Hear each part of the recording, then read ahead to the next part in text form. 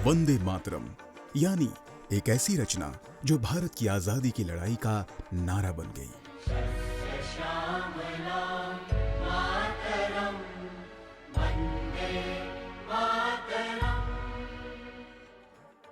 जिसने आजादी के मतवालों को नई दिशा, नई प्रेरणा दी, नया संकल्प दिया और नई राह दिखाई।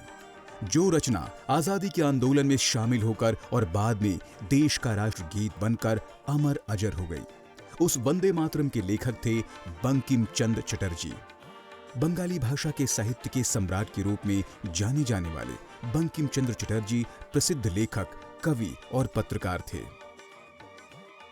26 जून 1829 को वर्तमान पश्चिम बंगाल के उत्तर 24 परगना नैहाटी के कंठपुरा गांव में जन्मे बंकिम चंद्र चटर्जी बंगला साहित्य के ऐसे महान साहित्यकार थे जो भारतीय राष्ट्रवाद के शुरुआती समर्थकों में से एक थे और उनकी रचनाएं स्वतंत्रता संग्राम को प्रेरणा देती थी। वर्ष 1857 में ईस्ट इंडिया कंपनी के शासन के खिलाफ एक मजबूत विद्रोह हुआ, लेकिन बंकिम चंद्र चटर्जी ने अपनी पढ़ाई जारी रखी और वर्ष 1859 में बीए की परीक्षा पास की। कलकत्ता के उपराज्यपाल ने उसी साल बंकिम चंद्र चटर्जी को डिप्टी कलेक्टर नियुक्त किया। वह 32 वर्षों तक सरकारी सेवा में कार्यरत रहे और वर्ष 1891 में सेवानिवृत्त हुए। बंकिम चंद्र चटर्जी का महाकाव्य उपन्यास आनंद मठ 1770 से 1820 के बीच चले सन्यासी विद्रोह की पृष्ठभूमि से प्रभावित था। यह वह उपन्यास है जिसका एक गीत वंदे मातरम राष्ट्रगीत बन गया और आजादी के संघर्ष में जिसने आंदोलनकारियों को अद्भुत उत्साह से भर दिया।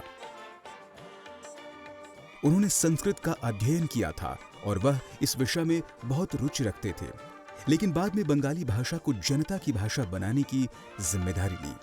हालांकि उनका पहला प्रकाशित काम एक उपन्यास है जो अंग्रेजी में था। बंकिम चंद्र चटर्जी ने 1872 में एक मासिक साहित्यिक पत्रिका बंग दर्शन की भी शुरुआत की, जिसके माध्यम से बंकिम चंद्र चटर्जी को एक बंगाली पहचान और राष्ट्रवाद के उद्भव को प्रभावित करने का श्रेय जाता है। बंकिम चंद्र चाहते थे कि यह पत्रिका शिक्षित और अशिक्षित वर्गों के बीच संचार के माध्यम के रूप में कार्य करे।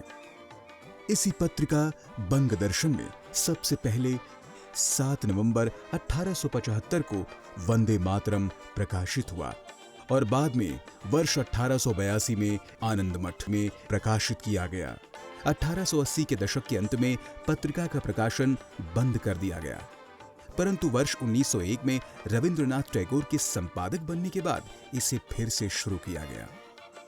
1905 में बंगाल विभाजन के दौरान पत्रिका ने विरोध और असंतोष की आवाज को एक आधार देने में महत्वपूर्ण भूमिका निभाई। उनके प्रसिद्ध उपन्यासों में Durgesh Nandini, Kapal Kundala, Devi Chaudhurani, Bishabriksha, the poison tree, Chandrashekhar, Rajmohan की पत्नी और कृष्ण कांतरविल शामिल हैं। 8 अप्रैल 1894 को बंकिम चंद्र चटर्जी का निधन हो गया। बंकिम चंद्र बंगला साहित्य के ऐसे महान साहित्यकार थे जिन्हें अपने जीवन काल में ही अपार ख्याति मिल गई थी और वह संपूर्ण देश में प्रकाश स्तंभ की तरह समाज को प्रेरणा देने वालों में से एक थे। आनंद मठ उनके साहित्य में उस शिखर पर आज भी खड़ा है जिसे विरले ही छू पाते हैं। बंकिम बाबू ने पहली बार इस उपन्यास में अंग्रेजों को चुनौती देने वाले क्रांतिकारियों के पराक्रम को चित्रित किया और प्रत्येक भारतवासी को बोध कराया कि आजादी उनका सर्वोच्च अधिकार है।